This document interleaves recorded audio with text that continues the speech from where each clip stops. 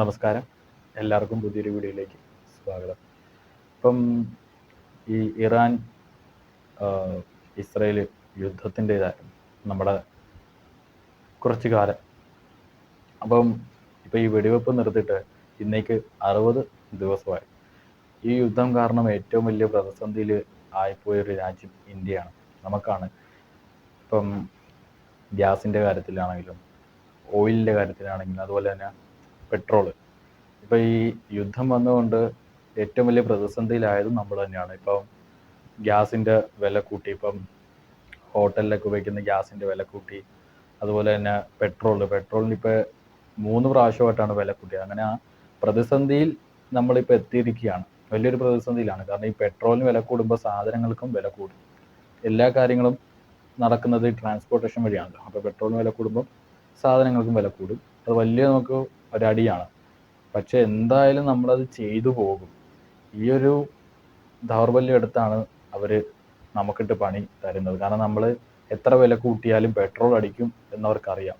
അത് മനസ്സിലാക്കിയാണ് അവർ വലിയ ബാധ്യത നമ്മുടെ തലയിലേക്ക് വെച്ചിരുന്നത്. അപ്പോൾ ഈ പശ്ചിമേഷ്യൻ്റെ യുദ്ധത്തിൻ്റെ കുറച്ച് കാര്യം ഒരു കവർ സ്റ്റോറി ഞാൻ വായിച്ചായിരുന്നു. അപ്പോൾ അത് നിങ്ങളെ ഒന്ന് അറിയിക്കാൻ വേണ്ടിയിട്ടാണ് ഞാൻ വന്നത്. അപ്പോൾ നമുക്കതൊന്ന് നോക്കാം.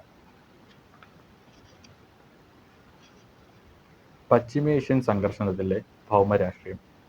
കുറച്ച് നാളുകളായി പുകഞ്ഞിരുന്ന പശ്ചിമേഷ്യൻ ഒടുവിൽ പൊട്ടിത്തെറിച്ചിരിക്കുന്നു.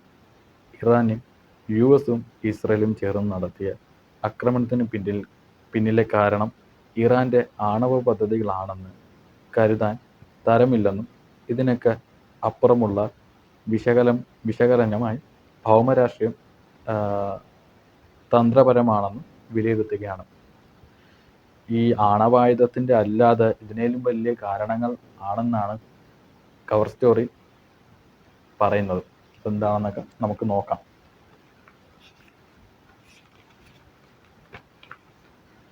കമ്മ്യൂണിസ്റ്റ് വ്യാപനത്തെ പ്രതിരോധിക്കുക എന്ന അജണ്ട ശീതയുദ്ധാന്തര അപ്രസക്തമായപ്പോൾ ഇറാനോടും ഇസ്ലാമിക് പ്രസ്ഥാനങ്ങളോടും ഉള്ള എതിർപ്പ് US ശക്തപ്പെടുത്തി. ഇപ്പോൾ അമേരിക്കയിൽ ഇപ്പോൾ കമ്മ്യൂണിസം വന്നിരിക്കുകയാണ്. അപ്പോൾ അത് ഡൊണാൾഡ് ട്രംപിന് വലിയൊരു അടിയാണ്. കാരണം അയാൾ കമ്മ്യൂണിസ്റ്റ് പാർട്ടി ന്യൂയോർക്കിൽ മേയറായി ഉടനെ തന്നെ ആയപ്പോൾ തന്നെ ട്രംപിനെതിരായിട്ടാണ് സംസാരിച്ചിരിക്കുന്നത്.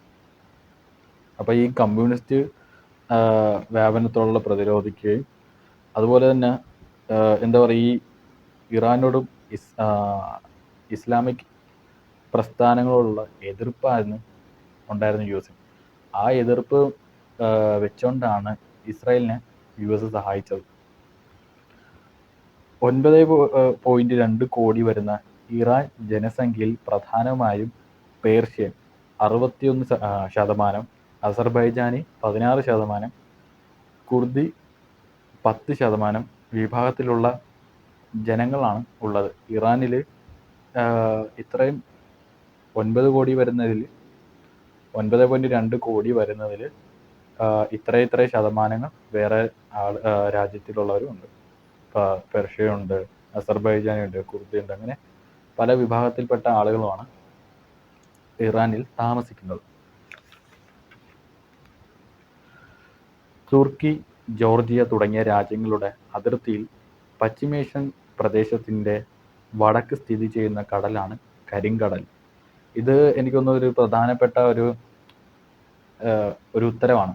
കാരണം ഇപ്പോൾ PSCയുടെ കാര്യത്തിലൊക്കെ വരുമ്പോൾ ഇപ്പോൾ ഈ ഇപ്പം പശ്ചിമേഷ്യൻ പ്രദേശത്ത് വടക്ക് സ്ഥിതി ചെയ്യുന്ന ഏത് കടലാണെന്ന് ചോദിച്ചാൽ ഇപ്പം അറിയാത്തവർക്ക് ഇതൊരു ഉത്തരവാണ്. കരിങ്കടലാണ് ഈ പശ്ചിമേഷ്യത്തിൻ്റെ വടക്ക് സ്ഥിതി ചെയ്യുന്ന കടലാണ് കരിങ്കടൽ. ഹമാസ്, ഹിസ്ബുള്ള, ഹിത്തുകൾ ഇങ്ങനെ സംഘടനകളെ സൈനിക നീക്കത്തിലൂടെ ക്ഷയിപ്പിച്ചും പലസ്തീൻ രാഷ്ട്രഭാവിയെ നിഷേധിച്ചും ലിബിയയും സിറിയയും ഭരണമാറ്റം വരുത്തുകയാണ് US ഇസ്രായേൽ സഖ്യമേഖലയിൽ മേധാവിത്വം സ്ഥാപിക്കാനുള്ള ശ്രമങ്ങൾ കഴിഞ്ഞ കുറച്ച് വർഷങ്ങളിൽ തുടർന്നു പോയിരുന്നത്. ഇപ്പം ഈ ഹമാസ്, ഹിസ്ബുള്ള, ഹിത്തുകൾ ഇങ്ങനെയുള്ള സംഘടനയിലെ സൈനികളെ അവർക്ക് അവരെ താഴ്ത്താൻ, അടിച്ച് ഏൽപ്പിക്കാൻ അല്ലെങ്കിൽ അടിച്ച് വീഴ്ത്താൻ വേണ്ടിയിട്ടുള്ള ശ്രമങ്ങളായിരുന്നു യു എസിനുണ്ടായിരുന്നത്. അതുപോലെ തന്നെ പലസ്തീൻ രാഷ്ട്രഭാവിയെ നശിപ്പിക്കുക, ലിബിയയും സിറിയയിലെയും ഭരണമാറ്റം വരുത്തുക എന്നതൊക്കെ യു എസിൻ്റെയൊക്കെ ആവശ്യമായിരുന്നു. അതിനു വേണ്ടിയിട്ടും കൂടിയാണ് യു എസ് ഇസ്രായേലിനോട് ബന്ധം ചേർന്നത്. ഒരുപാട് വർഷങ്ങളുടെ ഒരു താല്പര്യമായിരുന്നു അവരുടെ. അതാണ് അവർ ഈ യുദ്ധത്തിലൂടെ കാണിച്ചത്.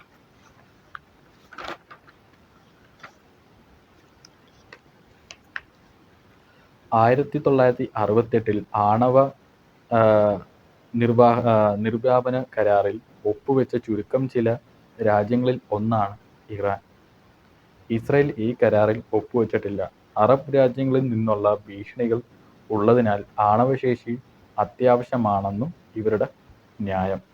ഇപ്പോൾ ഈ 1968 ആണവ നിർവ്യാപന കരാറിൽ ഒപ്പുവെച്ച ഒരു രാജ്യം തന്നെയാണ് ഇറാൻ. പക്ഷേ ഈ അറബ് രാജ്യങ്ങളുടെ ഭീഷണിയെ തുടർന്ന് ഈ ഇസ്രായേൽ ഒപ്പുവെച്ചിട്ടില്ല.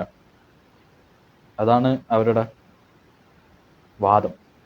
അവർക്ക് ആണവശേഷി അത്യാവശ്യമാണെന്നാണ് അവരുടെ ന്യായം. 2025 ലോകത്തിലെ ഏറ്റവും വലിയ ക്രൂഡ് ഓയിൽ ഉൽപാദക രാജ്യമാണ് യു എസ്. ഏകദേശം 13.58 ദശലക്ഷം ബാരൽ എണ്ണയാണ് പ്രതിദിനം രാജ്യം ഉൽപ്പാദിപ്പിക്കുന്നത്.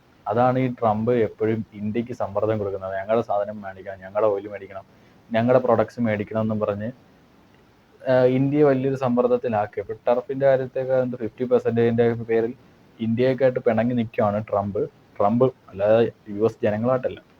അപ്പോൾ ഇവർ ഓരോ പ്രൊഡക്ട്സും ഉണ്ടാക്കും, അത് ഇന്ത്യക്ക് മേലെ അടിച്ചേൽപ്പിക്കാൻ നോക്കും. അത് നടന്നില്ലെങ്കിൽ വേറെ എന്തെങ്കിലും രീതിയിൽ പണി തരും. അപ്പം എന്താ പറയുക, യു എസിൻ്റെ അവർക്കൊരു കോൾ അടിച്ചതാണ് ഈ യുദ്ധം കൊണ്ട്.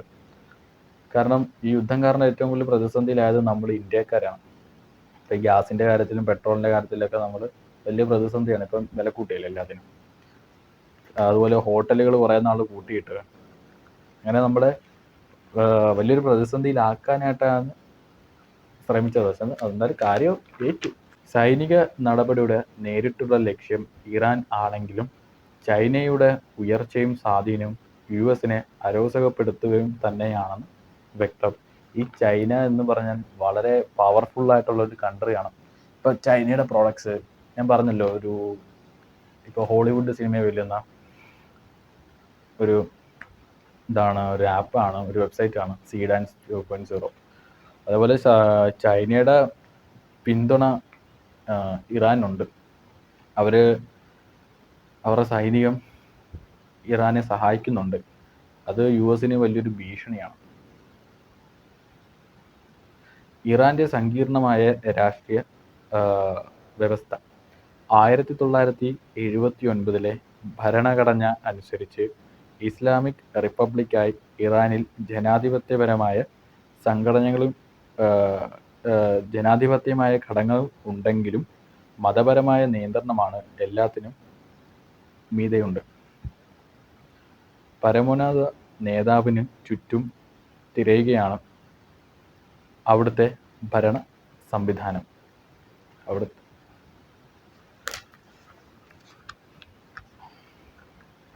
ഇറാൻ്റെ ഏറ്റവും വലിയ വ്യാപാര പങ്കാളികളാണ് ചൈന.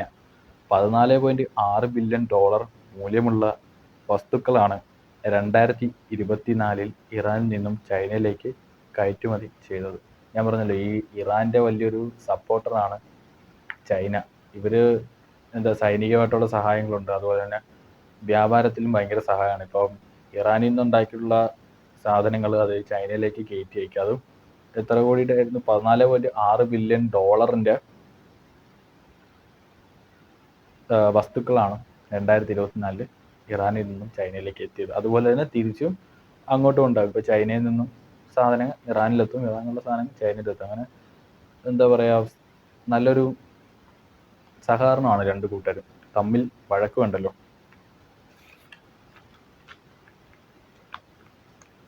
യു എസും ഇസ്രായേലും നയിക്കുന്ന ക്രമം സ്ഥിരതയുള്ളതും ജനാധിപത്യപരവും പ്രതിരോധശേഷി ഉള്ളതുമാണെന്ന് പ്രതിനിധി നിർമ്മിച്ചെടുക്കുകയാണ് ഇതിനകം അവർ വിജയിച്ചിട്ടുണ്ട്.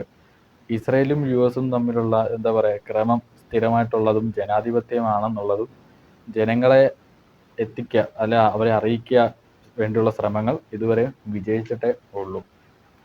ഇസ്രയേലും യു എസിൻ്റെ ആയിട്ടുള്ള ലക്ഷ്യങ്ങളുണ്ടായിരുന്നു. അതിനു വേണ്ടിയിട്ടാണ് ഇസ്രയേലിനെ കൂട്ടുപിടിച്ചത്.